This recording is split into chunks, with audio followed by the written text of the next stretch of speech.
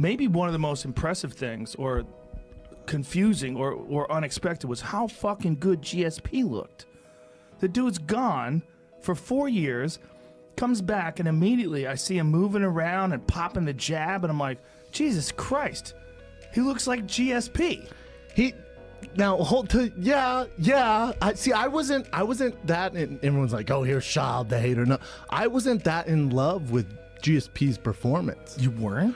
I thought he looked good. I thought he looked heavy. I didn't think he looked as, obviously he put on some pounds. He was thick. He was thick, like Three Musketeer thick. Yeah. I thought he put on some pounds, and his cardio wasn't that great. And he had cardio for days before. Yeah, he definitely was suffering a little bit because of that, and also it has to be a big factor. 4 years off, just the nerves and all that jazz. Huge factor. And the struggle to hold Bisping down. Bisping's fucking hard, and honestly, taking him down was one of the worst things that could have happened. He got cut the fuck up. Bisping didn't work down there. Yeah. And what I was worried if it went to decision, I thought Bisping's actually winning, even though GSP got him down for that portion. If hopefully the judges see that Bisping's doing the damage down there. Oh, for sure. That should count in their eyes. I agree 100%. The only time that's ever really counted, though, in a fight is Kevin Randleman versus Boss Rutan. Remember? Kevin Randleman took Boss Rutan down, but Boss Rutan was beating the shit out of him from the bottom, and Randleman didn't do anything, but a lot of people were super outraged after that decision.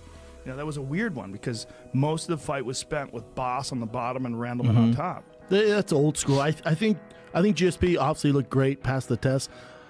I always look what's next.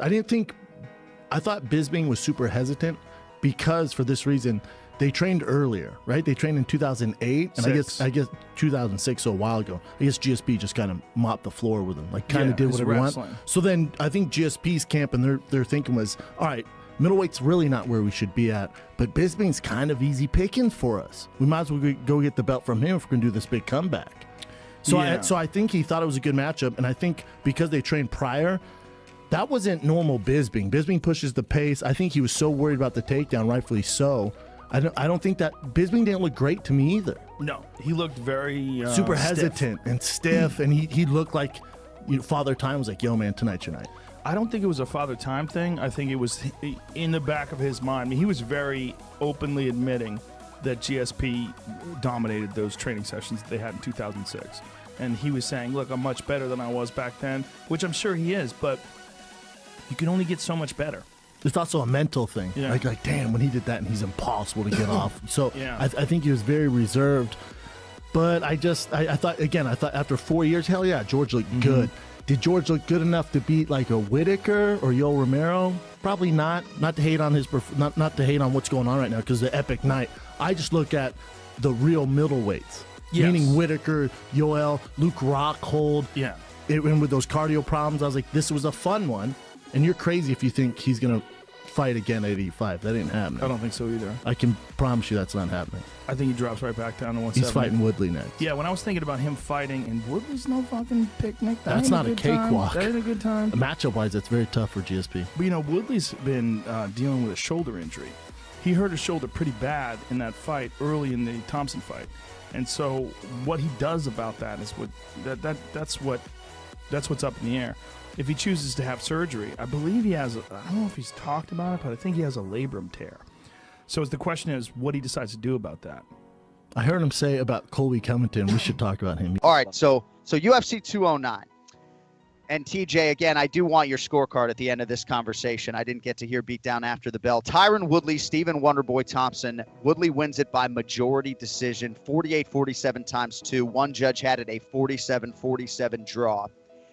I hate the word robbery, Kenny. And, Gabe Killian, who made picks on our show last week, was one of the few guys out there that referred to this as a robbery, which it most certainly wasn't. Close fight. Oftentimes we have said when you get to the truly elite levels and there is mutual respect for what is coming back offensively, sometimes fights can play out like this. And when it plays out like this over 25 minutes and there isn't a whole lot of offense, it can leave a lot to be desired, especially in this situation on the heels of what was just an absolute classic turned in by these two men back in November. Ultimately, I thought that this, largely by Tyron Woodley, was the right approach. Not necessarily the right approach to swell your fan base and entertain the masses, but you know how difficult a challenge Stephen Wonderboy Thompson is, and you have to figure out a way to minimize his long-range weapons and minimize the damage. I thought Tyron Woodley did that. I don't know how I scored the fight.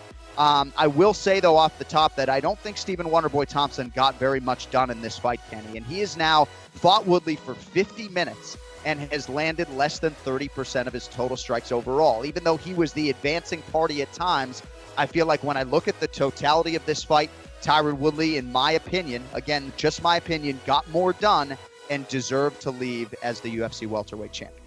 Well, I got to say that, yeah, absolutely. You cannot call this a robbery. When you get a fight that's this close or there wasn't a whole lot of action, you can't say it was a robbery either way. Neither fighter can be pissed off about this result, period. And I think you said it really well. For Tyron Woodley, he fought Wonderboy in the safest, best way he could. That was the way he was going to raise his chances of becoming or defending the belt and beating Thompson. And I feel like for Thompson, he wasn't throwing enough offense. When he was advancing, he wasn't throwing anything down the middle. The side kick was non-existent, essentially. He didn't throw that front kick, that snap kick down the middle or to the face. He didn't throw a lot of roundhouses to the head of Tyron Woodley either. When he did, he was pretty effective. And the same thing goes for Tyron Woodley, who, in 50 minutes, he shot twice on the legs of Stephen Wonderboy Thompson. He took him down both times. He was 2 for 2 with takedowns. Those takedowns were non-existent. He didn't attempt a lot of them. I'm not sure exactly why. Because if you're not going to throw a lot of offense striking-wise, how about a couple shots? And he didn't do that. But again, it's very difficult to fight a guy like Wonderboy who makes you fight his long-range kicking game. I thought Woodley was conservative in his approach. He was very careful, as he should be against a phenomenal striker and Stephen Wonderboy Thompson. But it was one of those matches where when you have two counter strikers, both were trying to play that game and both were extremely patient throughout. So,